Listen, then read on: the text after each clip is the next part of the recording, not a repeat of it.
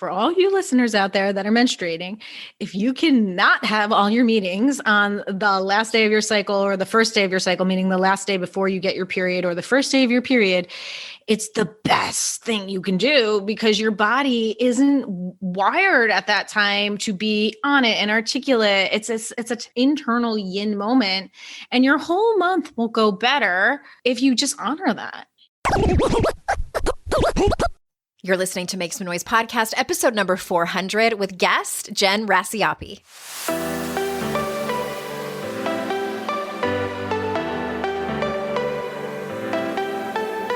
Welcome to Make Some Noise podcast, your guide for strategies, tools, and insight to empower yourself.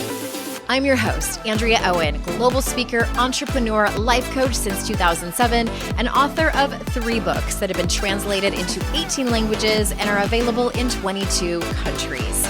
Each week, I'll bring you a guest or a lesson that will help you maximize unshakable confidence, master resilience, and make some noise in your life. You ready? Let's go.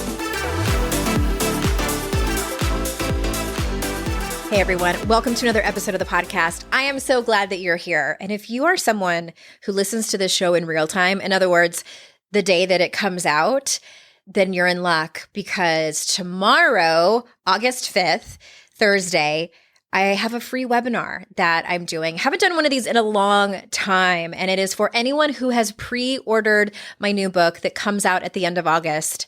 Make Some Noise. It's one of the many pre-order bonuses that I have that we're offering. And just head on over to andreaowen.com/noise. All the information is over there. This particular webinar, it's live, but if you can't make it, no worries. There will be a recording. It's all about self-confidence. And I'm talking about some research, but it's not boring, I promise. I'm talking about how do we create more self-confidence? Does it just appear one day? Do we just hang out with people who are confident? No, I'm going to tell you how. I have a method called the TSA method that I'm going to be going over and teaching you at that webinar. Again, andreaowen.com/noise. I hope to see you there. It's going to be intimate. You can interact with me. I cannot wait to see you. And speaking of making some noise, starting next week, I have a special series.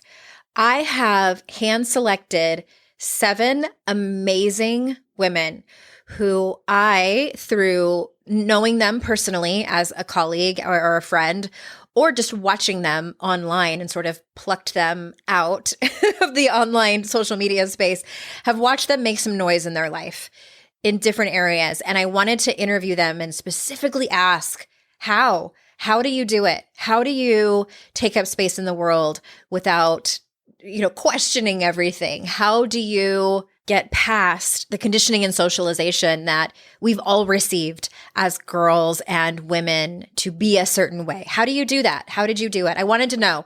Those are the questions that I asked them. And it starts next week with Susan Hyatt is coming on the show. And I can't wait for you to listen to this series. It's all building momentum and in celebration of Make Some Noise that comes out on August 31st. I want to mention this as well. I mentioned it several podcast episodes back, but it's worth repeating. The reason that authors, y'all know I like to be transparent. I'm just going to tell you the truth. The reason that authors put so much energy into book bonuses and begging and pleading and asking people to pre-order their book is because of this. There is really no other metric that can predict a book's success like pre-orders.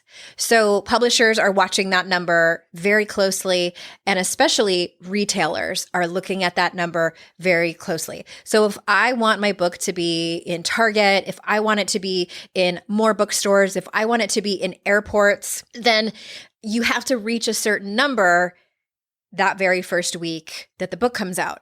So any pre-order, whether you purchased it back when I announced it was available for pre-order, I think in May. Yeah, that's when it was available, in May, up until the very first week that it comes out, that first week of September, because it actually, pub date is what we call it. It's August 31st. That number is going to be considered what was sold the first week the book came out. And again, that is a very important number. Personally, I loathe metrics. Like I hate that so much is writing on things like that. Oh, I hate when things have to be measured because if it's a lot, then it's scary. If it's not enough, it's also scary. I know I should be better about actually looking at these numbers, but I let my team do that and just do what I do best. All that to say, it helps so much. I know sometimes we're like, I'll get around to it. I'll buy it when the book comes out, or, you know, in a couple months from now when the kids go back to school. So if that's you, I just want you to know the reason that we beg and plead for pre-orders and why there's so much emphasis put on it. So I would be so incredibly grateful if you come to this podcast and I have entertained you ever, if I have made you laugh, if I have taught you anything, if you have learned from any of the guests that have come here. I would so appreciate if you pre-ordered a copy of Make Some Noise. I can't wait for you to read this book, truly. Every book has its own sort of story personally of how it comes to life. This book, as I've mentioned, has some very personal, gut-wrenching stories and anecdotes from me, and I felt like it was necessary. This is a little bit of a deeper topic than my other ones. I don't know. Writing about shame in my last book was kind of a big deal. But yeah, this one, it's a whole new category. And I can't wait for you to read it. I hope you love it. And just thank you for being a part of this community. I can't thank you enough. I can't. I'm so incredibly grateful for you. Okay, Jen Racioppi is here. She and I have been online friends for a long time. We spoke at Soul Camp in 2015 together. We met in real life then, and I am finally getting around to having her on the show. I love the work that she does. It's so incredibly fascinating. And for those of you that don't know who she is, let me tell you a little bit about her. Jen Racioppi is a certified Duke integrative medicine health coach, a holistic health counselor, a positive psychology coach, and an astrologer. Since 2017, Racioppi has written Well and Good's weekly cosmic health column. Her work has been featured in Cosmopolitan Magazine, Mind Body Green, Forbes, Business Insider, The Numius, Netflix Family, and Airy. Her first book, Cosmic Health, was released in January 2021. So without further ado, here is Jen. Jennifer, thank you so much for being here. Oh, it's such an honor. I'm really excited. I want to start by asking you about, well, okay, so I was on your website and I was reading about your about page, and you had something that happened to you health-wise when you were very young. I was eating chocolate-covered almonds and I literally one fell out of my mouth. I was like, oh my God, something that happened to you when you were very young. So can we start there and you tell us, and I have no idea if that's what brought you into the work that you do now, but can you give us a little history? Yeah. So it absolutely brought me into the work I do now. When I was a teenager, I had really difficult periods, menstrual cycles, totally dysfunctional. Spent much of my teenage, high school years in and out of gynecologist office, just trying to find answers, just looking for what could make my periods regular and sound and me not feel depressed and in so much pain because they were really horrific. And I was just always told hey, you're a normal teenager. Here's the pill. This will help you out. Here's an antidepressant that will help you out. And then it was maybe 6 weeks after I graduated high school that I was fell to the floor in the most horrific pain and ended up crawling myself to the phone because I was there by myself to get an ambulance to go to the hospital. And I had a tumor the size of a bowling ball erupt in my left ovary that needed to be immediately removed, which then had a pathology report come back that said it was stage 1 ovarian cancer. And I went through many tests and surgeries and exploratory surgeries and repath. And they basically came back to me and said, actually, this isn't really ovarian cancer. This is something that's mimicking cancer. We're going to watch it, go back on the pill and off to college you go. And so they left the tumor in there? Or no. They had removed so I had my left ovary fallopian tube removed with the tumor. Okay. They did lots of exploratory surgeries to found that there was nothing that spread, and what came up on the pathology report didn't warrant chemo, essentially. Okay. And so that was actually it was July 22nd, 1997. And then I was in college by September. of Oh my 1997 gosh. Okay. and just back on the pill, back on like antidepressants or whatever it Pill's was. just going to solve all of our problems, right? And I was like, Babies. this, and I was traumatized like that Yeah. because I had already had so many, body issues and period issues and the whole thing was just totally traumatizing for me. So I went to college and I was kind of, I was fine, but not really great and sort of just like getting through the year, but I wasn't happy. And I really wasn't happy. I was like kind of depressed and just not feeling great. So I had made plans to transfer colleges because I thought being in a different state, being in a different school would really help me. And I was, had made it through the summer prior to this transfer. And it was like literally 2 to 3 weeks before I was like, heading off to this new school, which was going to be a whole fresh start for me. And I had like a routine doctor's appointment. They were very routine because they were watching me pretty closely at that time.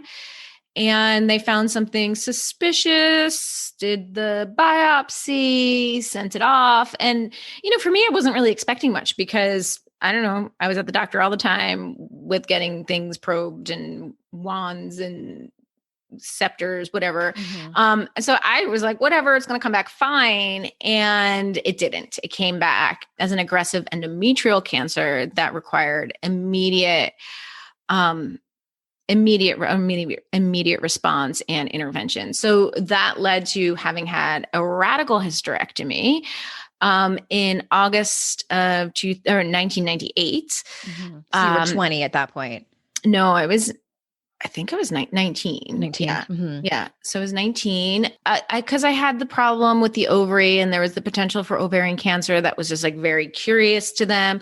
They were like, yeah, we got to take out this other ovary as well, which for anyone is a really big deal to not have ovaries, Right. because our ovaries are, aside from the fertility function, produce our hormones. And so when we don't have functioning ovaries, we don't have the, anywhere in our body to generate the right amounts of predominantly estrogen, though there's a mix of things that are happening there.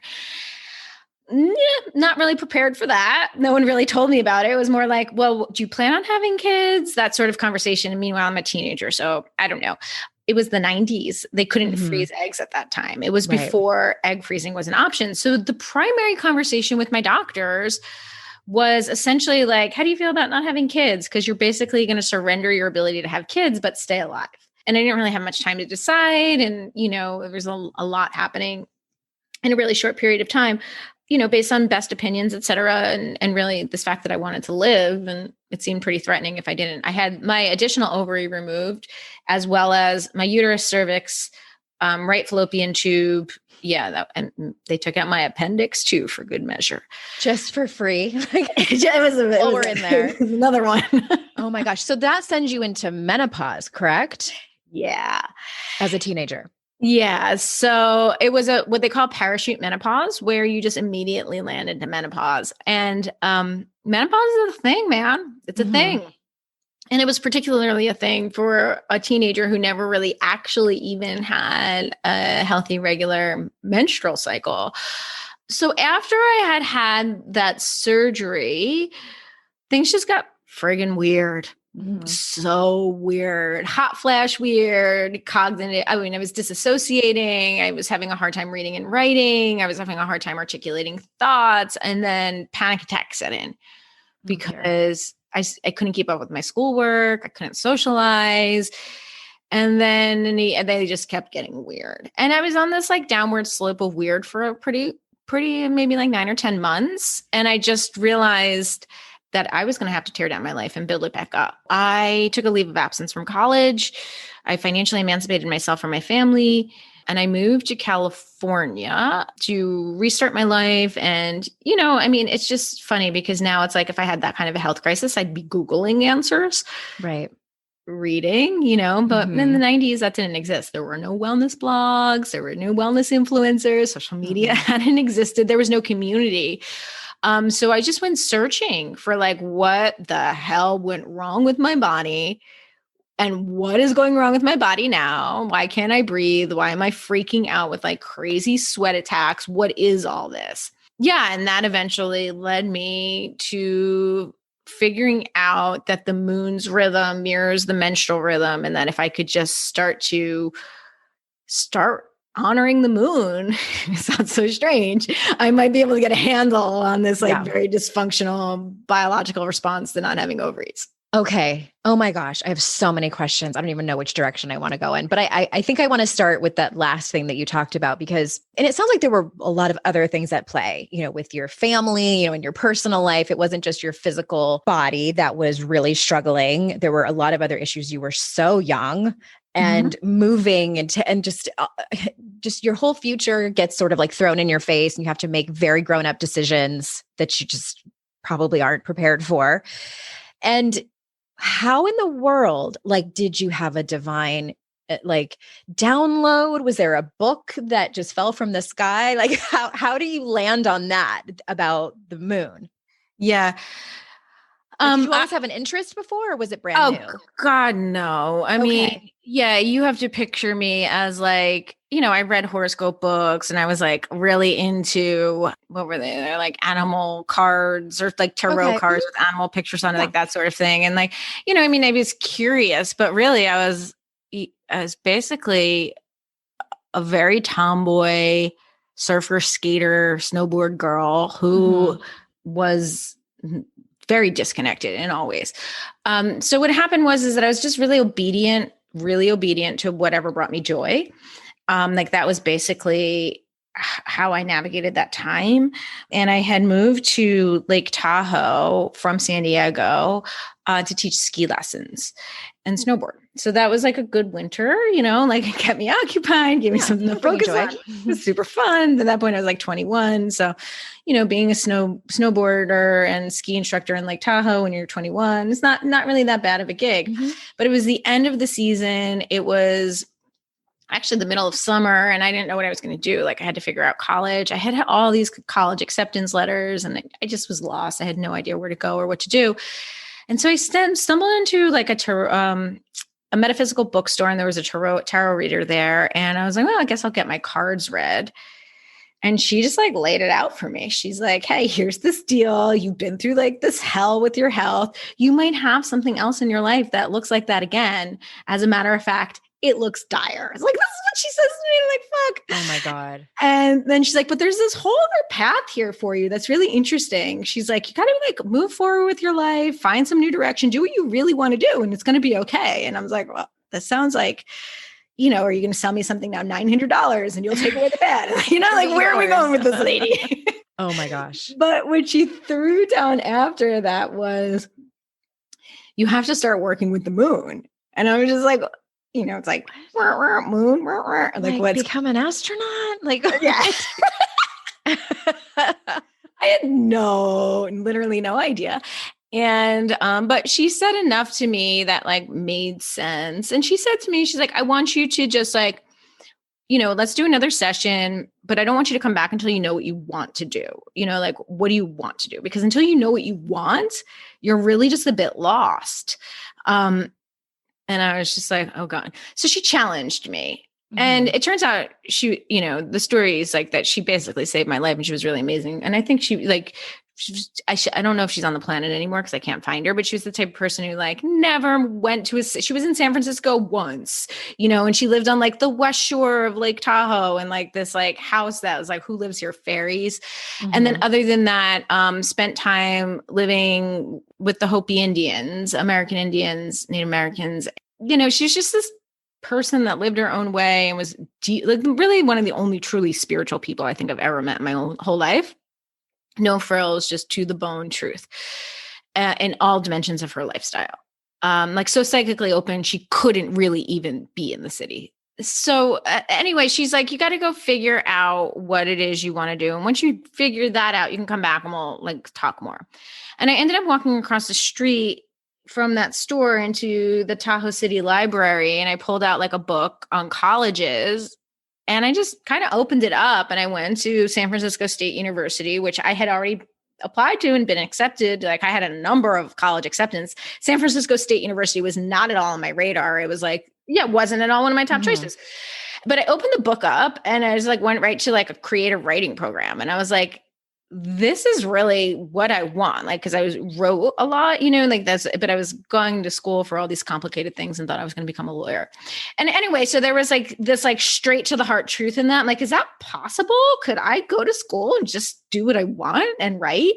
And like, I researched the school, I researched the program. It was actually one of their strongest programs. It was a great program. I'd already had a college acceptance there. And it was like basically going to be almost free because I was a California state resident. Mm-hmm. Like, this feels weird. So I sat with it and I'm like, I think I want to like move to San Francisco. But like, it was 2001 and there was a big .com boom happening. Mm-hmm. So I was like, I don't really know how I live there because there's people making like multiple six figures couch surfing and I like make $8.75 an hour, Mm-hmm. like, it was kind of a problem. So anyway, I went back to her and I was like, I think I know what I want to do. I want to move to San Francisco and I want to pursue this writing path. But like, I don't know how I'd live there or like how this would all come together. And then that's where she's like, okay, well, we're going to teach you this thing about working with the moon's phases and like, making magic in your life, and it's just like, what the fuck is this woman talking about? But she had spoken enough truth to me. I was like, all right, I'll explore this a little bit more with her. And I ended up going to her house and doing some work with her. And things just started like opening up and clicking. And it turns out I got an apartment in San Francisco for like $400 a month. Mm-hmm. It was a roommate situation. It was really close to college. And it was like 3-4 blocks from the beach, which at the time was like not where you want to be in San Francisco because it's foggy and weird. But for me, it was like, I love fog and I love weird and I love the ocean. I was like, whoa, wait, I live right so close to the beach. Like, this is awesome. And I went to San Francisco State and she mentored me for a few years after that. But the moon kept coming back up. So then I started working with an Ayurvedic practitioner who did my Vedic chart. And he was like, you got to work with the moon. It just became this thing. Just all things pointing towards working with the moon. I'm interrupting this conversation to bring you a few words from one of our sponsors. You've heard many of the guests here on the podcast who are licensed therapists, and I encourage everyone to go to therapy. I'm proud to have BetterHelp as one of our sponsors because there's so many things I love about their service.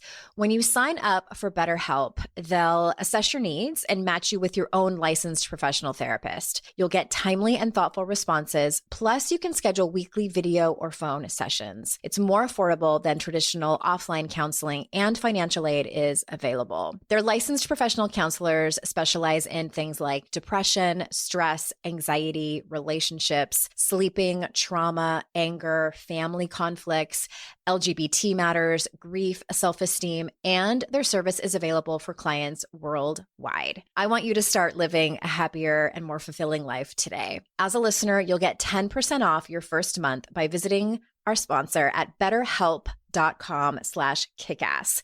Join over 1 million people who have taken charge of their mental health. Again, that's betterhelp, HELP.com/kickass.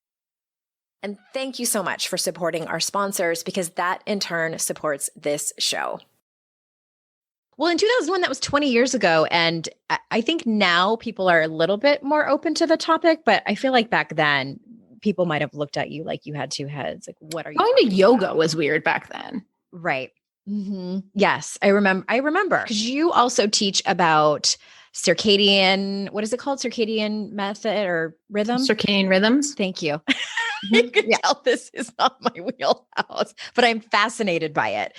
And just, kind of like monthly and annual and maybe like seasonal rhythms. Can you give us kind of like the crash course on that? All right. So it's biological rhythms, and there's a field called chronobiology that's really hip to studying these things and has really taken off in recent years because of a Nobel Award on research on the circadian rhythm.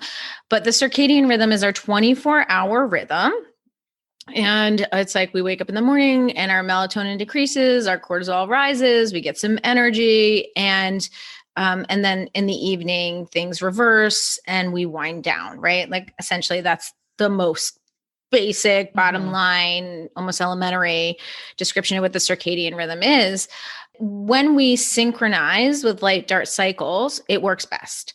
So our circadian rhythm is run on an endogenous clock inside of us, meaning there's a clock that has this wake sleep pattern that goes, it does it on its own, right? Like, so if you're someone who is a shift worker, right, and you work in the night, your circadian rhythm will adjust to your sleep cycles. It doesn't absolutely have to be synchronized with light and dark, dictated by rising and setting of the sun. But when it is, it works best, right? Mm-hmm. So our circadian rhythm is our daily rhythm, and it synchronizes with the Earth's rotation on its axis, its daily rotation on its axis. And, we evolved as a species on an Earth that rotates daily.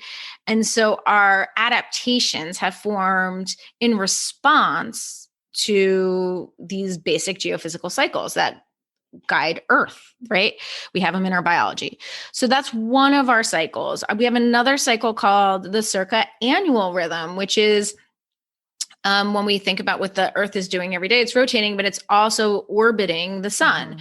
And so we have this annual orbit we do around the sun, and, it gives us different experiences of what it means to be here on Earth based on where we are in the orbital pattern around the sun, AKA seasons. And so we have a natural adaptation to the fluctuations of light and dark, warm and cold, what's available in our local environment based on food, lifestyle adaptations that follow seasonal cycles. So that's our annual rhythm.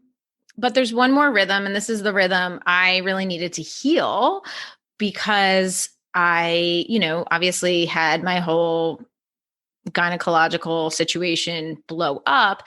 And it's the circa-monthly or the circa-lunar rhythm, which is a monthly rhythm that has a waxing and a waning, right? Mm-hmm. So women who are in their healthy reproductive cycles have this experience through their period, right? Generally once a month, you'll ovulate. Generally once a month, you'll menstruate.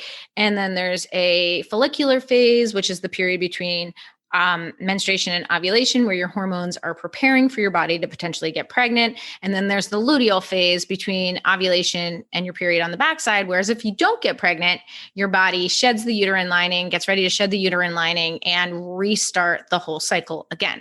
Happens anywhere, cycle lengths for menstrual cycles are there's it could be 21 days, it could be 35 days. That's still in the realm of health. But generally speaking, the average is about 29, 30, whatever. Mm-hmm. It's similar to the length of the moon. So there's a lot of scientific debate right now over whether we as humans have an endogenous clock that developed as an adaptation to the moon's rhythmic cycle, in the way that we have an endogenous clock that developed as an adaptation to the daily cycle or the yearly cycle. Though the yearly cycle, actually, I don't believe is endogenous. So I hold my breath there. But the circa-lunar clock is under scientific debate in humans. But we know that animals, particularly fish, marine life, lots of the plant kingdom actually have an endogenous clock that works in synchrony with the moon. And we live on a planet where so much of life on this planet is proven to be responsive to the fluctuations of the moon throughout the month.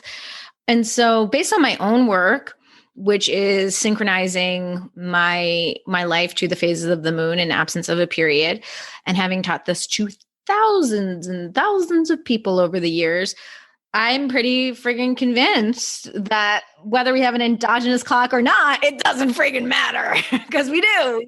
We cycle with the moon, basically, on some level. People who menstruate have had the experience of feeling either, very aroused during ovulation or very, very tired, either right before their period or during. I mean, I started actually, and I'm lucky enough to have a job where I can do this.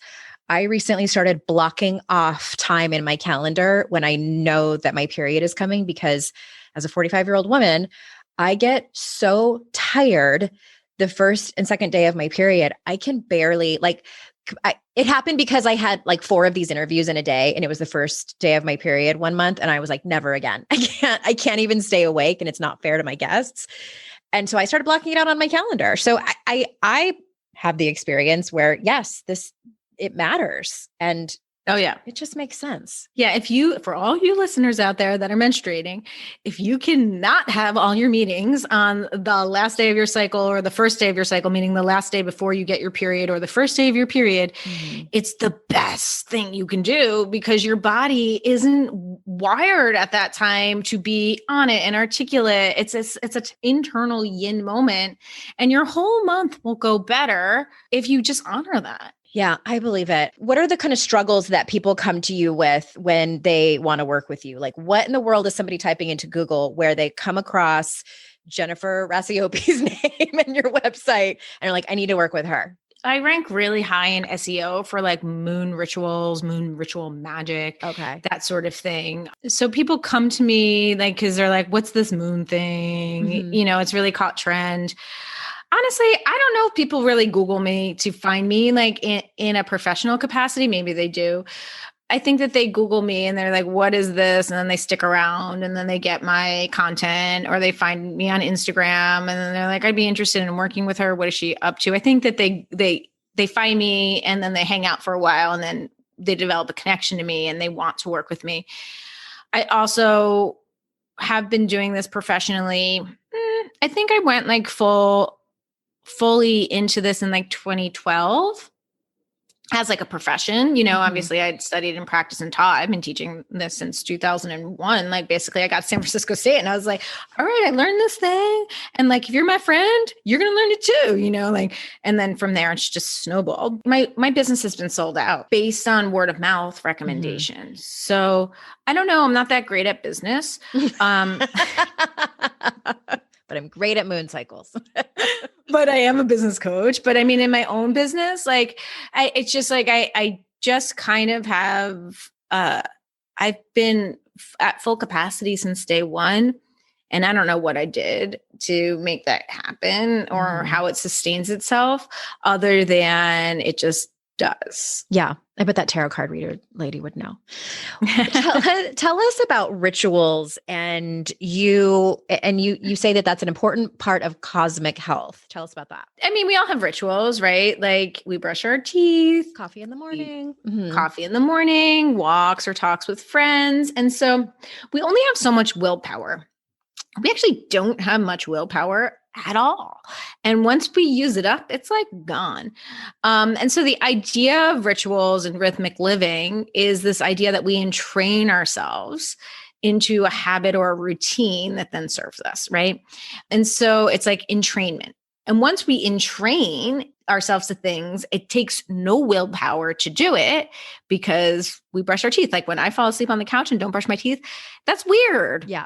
That's weird. That's a gross feeling in the morning. I don't feel good about myself. And it's like, but I don't question that, right? Because I'm entrained to do it. And so rituals have many meanings. It can be like we said, like you work out in a certain time in a certain day, or you brush your teeth at a certain time or a certain day. And rituals have a whole other meaning, which is a time to really commune with your spiritual practice.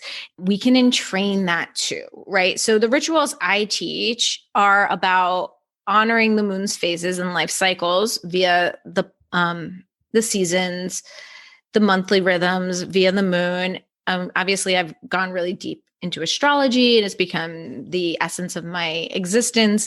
So I do much more complicated cycle watching now via the whole system of astrology.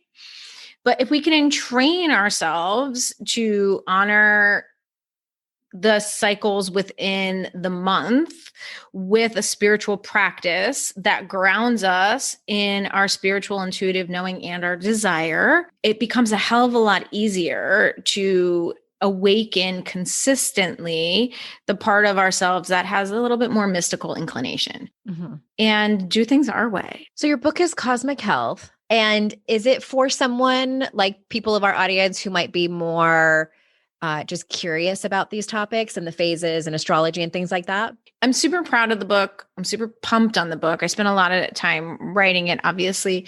And it was a really hard book to write because it's actually like a hybrid. So it's a book on positive psychology in integrative wellness told through the story of astrology. It's multivalent and it's very layered. And that said, it's very easy for the book to get techie in a way that wouldn't serve the reader. So the book is written in a way that was actually super challenging in terms of like structure, tone, voice, story, that it's meant to read really simply and also have a ton of meat in there for people who just want to live a healthier life with more ease. And that's really who the book is for. The concept of the book is that rhythmicity and cyclical living is one of the key pillars to our health. And going back to those 3 cycles, the circadian rhythm, circa annual rhythm, and circa monthly rhythm, those 3 cycles are basically the foundation of astrology. Because astrology is really the study of Earth's daily rotation, Earth's yearly orbit, and the moon's cyclical journey around the sun. And then from there, we layer in the planets and how they travel around the sun according to our view from Earth. And we give it some archetypal meanings and some historical references for what these things mean. And boom, we have a system. But that's basically what astrology is the study of cycles and rhythms and how they correlate with our experiences of being here on Earth. But anyway, so the book is really for anyone who wants to have an easier time being healthy for them, right? It's not about a diet. It's not about an exercise routine. It's about understanding who you are, what you want, where you're going, and how you're going to get there with the greatest sense of ease by working with and not against the cycles that guide our life, and understanding how those cycles live inside of us. And this might sound so elementary, but I'm going to say it anyway. I just do. But I got curious about this topic years ago when I was standing on I'm from San Diego too. And I was in Carlsbad standing on the cliffs and I was looking out at the vast ocean, which I had done many times, and thinking to myself how interesting it is that the similarities of salt water and how humans are made up mostly of water and a lot of salt, and how the moon has the power to change the tides. Like it can pull these massive bodies of water every day without fail. And we're supposed to think that we're not connected to that in some way, that we're not at one. And I mean, this was a long time ago. I was sort of contemplating that. But at the same time, I was like, well, that's just weird. That's just woo woo. And so I'm always fascinated with people who do the work that you do, because it just, I don't know. I have some kind of inner knowing where it's just like, yes, this is all true. I still don't totally understand it, but I believe you. I too have had those moments. And it's really interesting because the science actually really it sort of debunks this idea that the moon is pulling us in some way that is similar to that which it does on the ocean. The reason why the tides are impacted by the moon, and we have 2 tides every day, cyclical as well, is because of where the moon is in terms. So the Earth's rotating, the moon's going around the Earth, and therefore the moon's on a different side of the Earth at different times. And that's why we have high and low tide. We also have spring and neap tide, which spring tide is the tide at new moon and full moon that are stronger tides, whereas neap tides are the waxing and waning phases of the moon, particularly the waxing quarter, waning quarter, where there's more of an even balance between them. So we definitely know that the moon and the ocean have this deep relationship, but is that same gravitational pull on the ocean really impacting us? We would feel it every time the tide shifted, right? We would feel it high to low tide, right? And we don't necessarily, we really aren't tidal in that way. We're cyclical, but not necessarily tidal. And what the science is showing now is that we're light responsive. And so the moon doesn't have light on its own. The moon reflects the sun's light back to us. And we see varying portions of the moon throughout the month because the moon is going around the Earth and the Earth is spinning on its axis. And therefore, the relationship between the moon and the sun is shifting. So we'll see more of the moon based on its alignment with the sun, and then we'll see less of the moon based on its alignment with the sun. Are you following me so far? Mm-hmm. Yeah. Okay. And I have a basic understanding of that. Very basic. Yeah. Yeah. And then we go back to this idea that we have these rhythms, right? And so why do we have the circadian rhythm? Why are we responsive to the sun's rise and set in a way that our whole biology has responded to it from an adaptation standpoint? And it's because we're light responsive. We're light responsive. And so at the time of the full moon, the sun and the moon are opposite, which means that the moon's rising while the sun's setting, which means that in the later phases of the waxing cycle, we're really getting the moon rise in the afternoon, and then the sunset is happening at the same time. But we're getting moonlight and sunlight for a portion of the day. And then when the sun goes down, we have lots of moonlight. And that's the science. That's what the science is showing now, is that we're light responsive. And when we have stronger light during the day in the waxing phases, and then more light at night when the moon's full, we are getting our neuroendocrinology basically is getting flooded with an additional source of light that has an impact on us.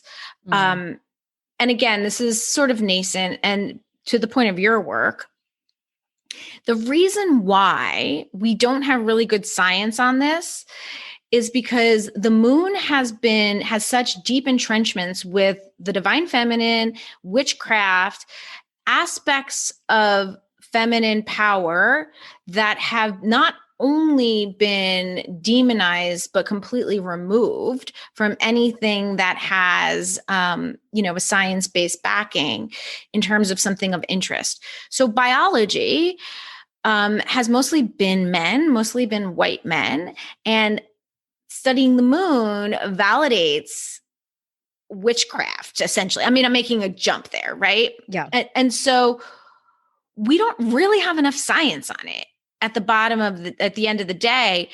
And what's happening now is we're getting a lot more science on it. Why? Because we have a lot more female biologists who have these same stinking questions that you and I are like, well, yeah, it sounds woo-woo. It's not woo-woo. It's chronobiology. There's millions and billions of dollars being sunk into research on it. We're behind the eight ball on research on it because we've predominantly had a male-dominated community running biology since the inception of biology. And this stuff goes so deep that, including astrology, it goes so deep in the land of things that... Well, it flies in the face of Christianity and... Yeah, Christianity, patriarchy, white supremacy. I mean, all of the things. And so it's poorly researched at the end of the day. Yeah. I didn't know that. And it makes a whole lot of sense. It's interesting to me how many misconceptions there are about witchcraft. Like, people hear that word, like, you want to see people get uncomfortable, you talk to them about witchcraft. I have found that to be true. Well, I could talk to you all day. I feel like I have so much to learn from you. And I know that I would love to have you back on if you're willing to do so. And we are going to drop the link to your book in the show notes. And it's available. Is it available also at bookstores, correct? And on Target.com, Amazon, all those places? All the places. It's available in Canada, Europe, Australia, Mexico. Okay, good. Lots for all of our listeners who are not here in the United States. Thank you so much. Is there anything you want to say that you feel like you want to circle back on in order to feel complete?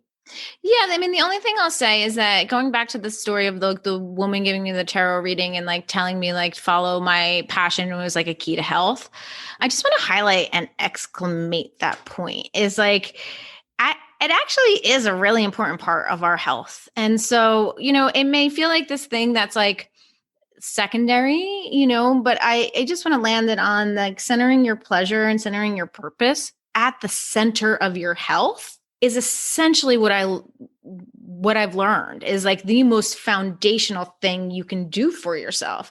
And that's basically like the essence of what cosmic health teaches. And that's been my experience. That's such a great name for anything, but especially for a book, Cosmic Health. And like I said, we'll drop that in the show notes. Jen, thank you so much for being here. And listeners, thank you so much for joining us. You know that I value your time so much. And remember, it's our life's journey to make ourselves better humans and our life's responsibility to make the world a better place. Bye, everyone. Hey, everyone. Thanks so much for listening to the show. And I forgot to mention this in the intro, but I wanted to let you know, if you would love to have a signed copy of my book, but you don't ever see me, but you can't come to one of my events, we are doing something new for this go around with this book, with Make Some Noise, that's coming out in August. We're doing something called book plates. And basically it's a sticker that it's kind of like one of those name tag stickers that says, hello, my name is, and then there's a spot for you to write your name, except it says Make Some Noise on it. And then there's a spot for me to personalize and sign it for you. And I will snail mail it to you. So if you bought a print copy of my book, or even an audiobook, and you have the workbook, the free workbook. Did I mention that? There's a free workbook. It's all on AndreaOwen.com/noise.